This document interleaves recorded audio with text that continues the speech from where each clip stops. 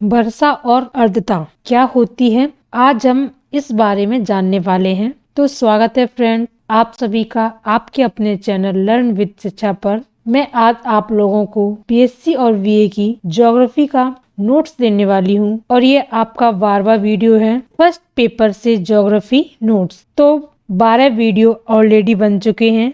अगर आप लोगों ने वो नहीं देखे हैं तो चैनल को सब्सक्राइब कीजिए और जाकर के वो वीडियोस देख लीजिए। फर्स्ट पेपर कवर किया गया है पूरी तरह नोट्स के साथ, जिसका पीडीएफ आपको डिस्क्रिप्शन लिंक में मिल जाएगा। तो चलिए शुरू करते हैं आज की वीडियो। वर्षा और आर्द्रता के बारे में जानते हैं। तो सबसे पहले जानते हैं वर्षा क्या होती है। जब वायुमंडल में उपस्थित जो जल भरी हवाएं हैं ऊपर उठने पर ठंडी होने लगती हैं। जो हमारा वायुमंडल है उसमें जो हवाएं हैं नम के रूप में जो इकट्ठा हैं या जो नमी भरी हुई हवाएं हैं, जब ये ऊपर उठने लगती हैं तो ये ठंडी होने लगती हैं। ये आपको पता है कि टेम्परेचर जब हम ऊपर की तरफ आते हैं या पहाड़ों पर जाते हैं तो टेम्परेचर डाउन होता रहता है। तो संघनन की क्रिया से जब ये ऊपर उठती हैं ठंडी होती हैं। संघनन की क्रिया से मेघों का निर्माण होता है और जो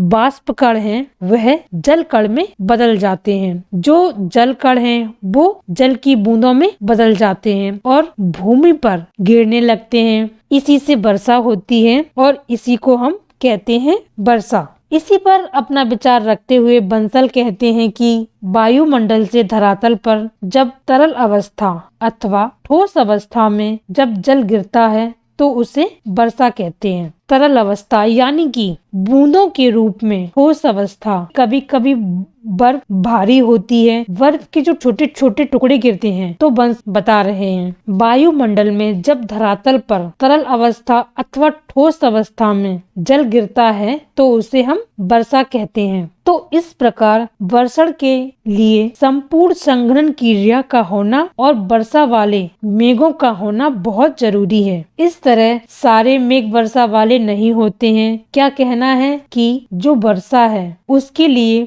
पूरी तरह से संघनन क्रिया का पूरा प्रोसेस है उसका होना, और वर्षा और जल भरे मेघों का होना बहुत जरूरी है, क्योंकि सारे जो मेघ हैं वर्षा नहीं करते। तो जब भी संघनन की क्रिया प्रारंभ होती है तो वर्षा कण जो होते हैं वो समुद्र से बाष्प के रूप में ऊपर उड़ते हैं। वो कण जल कणों में बदल जाते हैं। जब ऊपर उड़ते हैं टेम्परेचर डाउन होता है, बाष्प जल कण में बदल जाते हैं और जल कण जो हैं वो जल की बूंदों में बदल जाते हैं। और यदि बादलों का टेम्परेचर 0 डिग्री सेल्सियस से डाउन चला जाता है तो बाष्प कण अंततः हिमकण वर्षण के कण के रूप में बदल जाते हैं। यानी कि जब टेम्परेचर 0 डिग्री सेल्सियस तक है वो बूंदों के रूप में तरल अवस्था में पृथ्वी के ऊपर आते हैं वर्षा के रूप में, और जब टेम्परेचर 0 डिग्री से डाउन चला जाता है, नीचे चला जाता है, तो बाष्प कण अंततः हिमकण का रूप ले लेते हैं। तो इस तरह से होती है तरल अवस्था और हिमकण के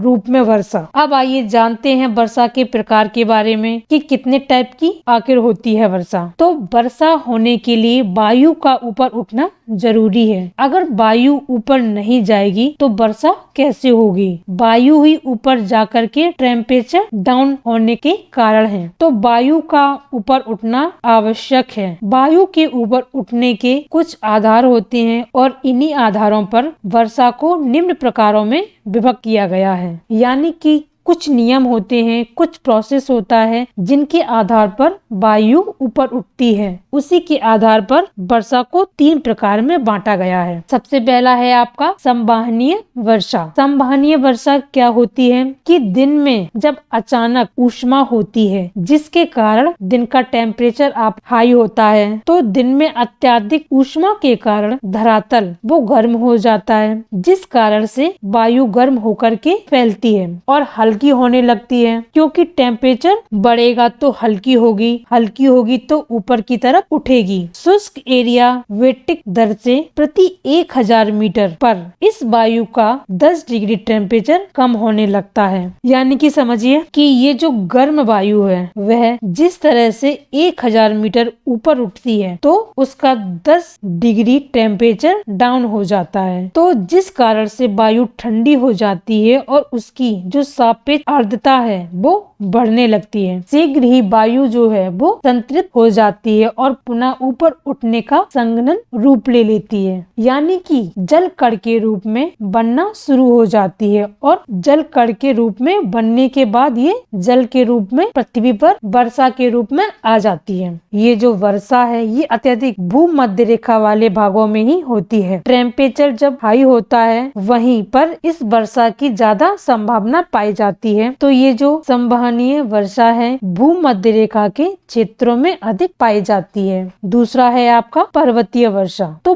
पर्वतीय वर्षा आपको नाम से ही क्लियर हो गया होगा। उष्ण एवं अर्ध हवाएं जब पर्वत भागों से अवरुद्ध हो जाती हैं तो उनके ढाल के सहारे ऊपर उड़ने लगती हैं, जिस कारण से शुष्क एडियाबैटिक ताप पवन दर जो है 1000 मीटर जैसे ही उठता है तो टेम्परेचर डाउन हो जाता है, जिसके द्वारा ये ठंडा होने लगता है, जिस कारण वायु की सापेक्ष आर्द्रता बढ़ने लगती है तथा निश्चित ऊंचाई पर पहुंचने पर हवा संतृप्त हो जाती है तथा संघनन प्रारंभ हो जाता है। ये पर्वतीय वर्षा जो है वो संसार की जो सबसे ज्यादा वर्षा पूरे वर्ल्ड में पर्वतीय वर्षा ही होती है। अब बात करते हैं नेक्स्ट की, तो ये है चक्रवर्तीय वर्षा। चक्रवर्तीय वर्षा दो विपरीत संभव वाली हवाएं जो हैं विपरीत दिशाओं से आकर के एक साथ मिलती हैं तो वक्रांग का निर्माण होता है, यानी कि एक तरफ से अगर ठंडी हवाएं आ रही हैं, एक तरफ से गर्म हवाएं आ रही हैं, पास आकर जब दोनों मिलती हैं तो एक वर्तांग उत्पन्न होता है। इस वर्तांग के सहारे गर्म हवाएं ऊपर उठने लगती हैं, ठंड हवाएं नीचे हो जाती हैं। इस तरह से चक्रवातीय वर्तांग प्रायः शीतोष्णकटिबंधीय क्षेत्रों में बनता है। तो जहाँ पर ध्रुवीय ठंडी